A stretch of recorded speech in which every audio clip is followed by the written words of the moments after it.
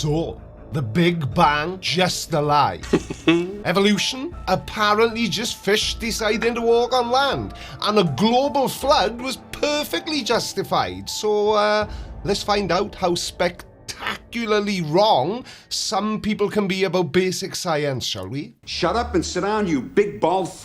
Please subscribe. I felt that it would be appropriate, I felt that it would be important to actually answer every single argument that I can think of against Christianity. Every single argument, you say? Well, that's quite the undertaking, isn't it? As if anybody could truly compile and answer every single philosophical, scientific, or historical challenge to an entire belief system in a single sitting without, just hand-waving half of them away.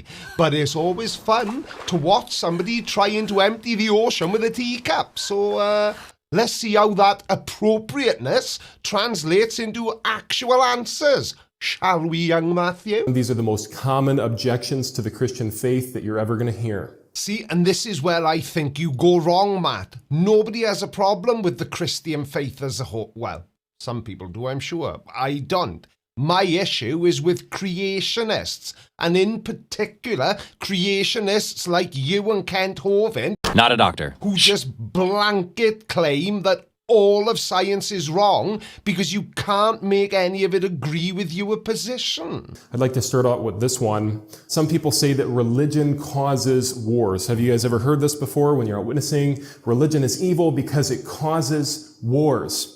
Well, let me say this. Only 7% of wars were due to religion. 93% of wars are due to secularism. Yeah? Only about 7% of wars are religious, or were religious, I should say. The other 93%, our fault. Because, when Napoleon was conquering half of Europe, he was just feeling particularly non-denominational that day. And when Hitler decided to kick off World War II, it wasn't about twisted ideology or power. Oh, no. It was because he just wasn't religious enough. Now, let's be absolutely clear. While the claim that most wars are religious is indeed largely a myth, because humanity, in its infinite wisdom, finds a myriad of reasons for conflict beyond the divine. To then pivot and blame secularism for nearly every other war is less about historical accuracy and more about trying to win a point by inventing a new bogeyman. Nice try though, Matt. But shall we move on to something that actually requires debunking? Attributing 93% of all that messy, complex history to secularism is about as insightful as saying that 93% of all sandwiches are caused by non-sandwich eating. All right, let's do this. So keep that in mind. That's a huge number. Wars are generally caused by atheist dictators who hate Christianity and hate religion itself altogether. Right, so that whopping 93% secular wars number, which, let's be honest, is about as scientifically rigorous as your average flat earther, is apparently all thanks to atheist dictators who hated Christianity. Because when Genghis Khan was sweeping across Asia, he was simply enraged by the lack of church attendance. And when the Roman Empire was expanding, it was purely because Nero felt personally offended by what? Unbaptized toddlers? Look, while it's undeniably true that some truly monstrous regimes in history were led by individuals who happened to be atheists, their primary motivations for waging war and committing those atrocities were typically about consolidating absolute power, imposing a brutal political ideology like communism, or, just being depraved human being. They weren't kicking off global conflicts because they personally disliked Sunday church services. But Christians would not hurt a flea. We would not do that. We love people. That may well be true, but in your case, you're a little bit more than just a Christian, aren't you? You're a creationist, which means you're a liar and a con man who tells the people who are foolish enough to listen to you that all of science throughout all of history got it wrong about the age of the earth. There's a really good reason, Matt, why people say there's no hate like Christian love. You know who's a perfect example of this? The LGBT community. Oh, you're crazy, Brother Powell, for believing in the Creator. Oh, you're insane. No, you're crazy. And you need to get off the video game system, and somebody needs to preach from the gospel of Jesus Christ, and so that we can be saved.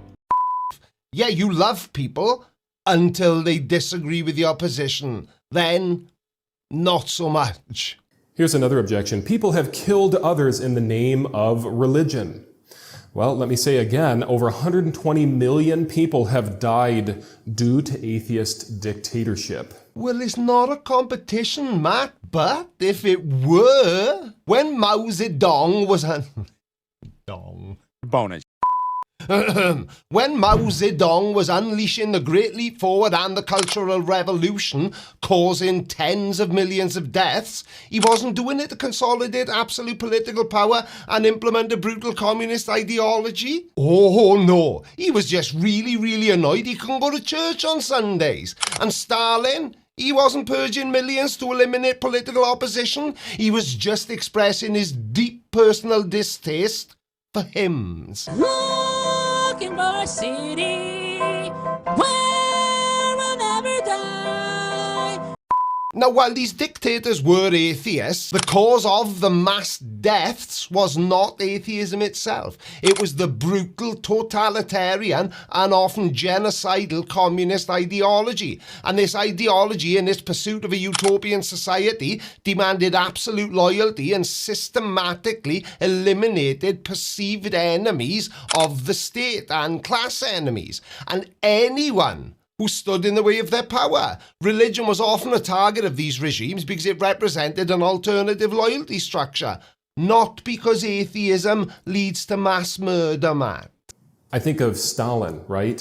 Stalin murdered millions of people. Mao Zedong was an atheist who murdered millions of people. Pol Pot. Right, first of all, Matt, shut up. Secondly, it'll come to me. A few moments later. Secondly, it's dong, not tong. I don't know why that makes me giggle. You know why? Because they're bonus. And thirdly, leave Pol Pot's out of it. He's the pride of Port Talbot. This is the most famous objection to Christianity, the problem of evil. Many will assert that the problem of evil disproves Christianity. How can evil exist if a good and loving God exists? Well, I'll explain why. But first, there is no such thing as evil if there is no God. Right. How do you determine what's evil if there's nothing good to compare it to, if there's not a good or moral higher power, a higher standard of ethics? But nobody's trying to disprove Christianity, are they, Matt? And most of the atheists I know, and myself included, are not trying to disprove God either. All we are saying is that we don't think there is a God because no credible evidence exists that supports his existence. It's not hard, Matt. You're lucky we're called anything at all, because there's no name for people who don't believe in unicorns, is there?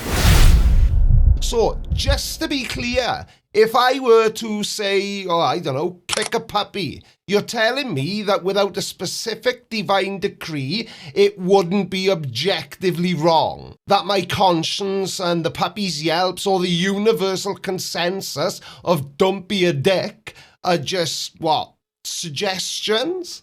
It is for atheists. Atheists have no solution to evil. Bad things happen, they just say, well, it's just terrible. There must not be a God. Okay, well then there's no justice.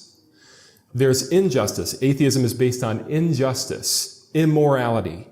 Atheism, by definition, is simply a lack of belief in deities. It's not a philosophical framework that offers solutions to cosmic problems like evil in the way a theology might. For an atheist, evil, like profound suffering, cruelty, and injustice, isn't a puzzle to be reconciled with a benevolent deity. It's a stark reality of the natural world and human behavior.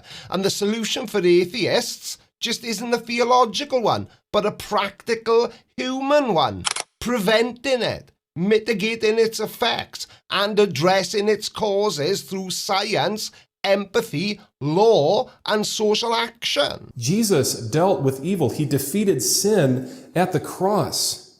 And it was at the cross where I first saw the light, and the burden of my heart rolled away. Logically, there must be an absolute standard of right and wrong. Again, a standard comes from a higher intelligence. This idea that human beings are incapable of empathy, compassion, or forming a functional society without a divine instruction manual is not only profoundly insulting to every single non-believer, but it's also historically and biologically baseless. It conveniently ignores that morality largely stems from empathy, reciprocity, and the rather sensible understanding that if we all just started murdering each other and stealing each other's lunch money, society would collapse faster than your arguments, Matt. Does everybody follow me so far? Oh, yeah, I am. And don't worry, Matt, we can see that you haven't got a clue what you're talking about, so keep going. Some people say Christianity is too judgmental. It's so judgmental, Matt. Well, that's making a judgment, number one.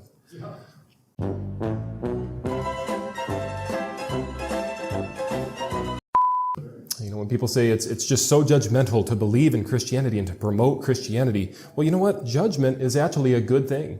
I told my kids last night, I said, if somebody came and broke into our house at night and stole all of our things and then beat Daddy up or something. Well, I know what you were thinking. Stop it. And Jesus, when he said, judge not, lest ye be judged, and you're going to be dealt with the same level of judgment, was talking about the fact that if you are being a hypocrite, if you're telling somebody not to do something that you're currently doing, then you're being a hypocrite. You should not judge that person. You need to first get the beam out of thine own eye, and then you can get the mote out of your brother's eye. I knew it would happen one day. I agree with you, Matt. So what was going on here then? Oh, Matt's taking advantage of me. Dude, you will go to hell! I am not joking! Look at me! Matt, stop. Look at me! Stop. You look at me right now! Stop! You're a skinny little runt baby that can't think for himself. Doesn't sound all that loving to me. Judgment, again, is holy. All right, but I suppose when you just called the other guy a skinny little runt baby, that wasn't being judgmental, no? Why can't people have another chance to be forgiven after death? What would be the point, and by who? Because once you die, it's good night, Irene. You don't need forgiveness for anything. Alex O'Connor, who's one of the most famous atheists online today, he's a young guy, I think roughly about my age. He said that, this willingness to forgive others should extend beyond the grave. And that's why Christianity is immoral, is because, he's trying to basically give the idea that Christianity is immoral because forgiveness cannot extend beyond the grave. Once you're dead, and there's no going back. I almost don't know where to start with that one because I agree with Matt again. Yeah, once you're dead, there's no going back. Well, I would have said coming back, but how can a good Christian boy like you think that when you're dead, that's it? I thought God looked after you all when you died, after spending a lifetime telling you to worship him or else. Now, I don't see the point in sugarcoating this, so I won't. But if one day evidence for God presents itself and he or she turns out to be a real thing, then I would relish the opportunity to tell him or her to their face that they're a bit of a dick. Much like yourself, Matt. Some people say that there's no evidence of anything supernatural. Really? When people make those statements, they're not making them based in the natural world. They're not making them based on observations. And I'm just thinking out loud here, it's observations that are the problem when it comes to proving the supernatural. There aren't any. Walking around a deserted building in the dark with a torch does not prove ghosts are real any more than you can prove that your God is real. So apparently when we say things like, show us the repeatable, verifiable evidence for ghosts, miracles or divine interventions, we're not being scientific or observational. Oh no, we're just stubbornly refusing to acknowledge the invisible, untestable, unmeasurable elephant in the room that conveniently only appears when the cameras are off and the skeptics are out of range. Thank you all so much for watching, and I will see you again on Friday. Love you. Bye. Out of everything that's on the internet, this is the best thing. Feel a little bit fed up today, to be honest. I was having a meaningful chat with Mrs. Blinder this morning over coffee, and I told her that she should embrace her mistakes. So she gave me a hug. I don't think so. No, no, no, no. I don't think so.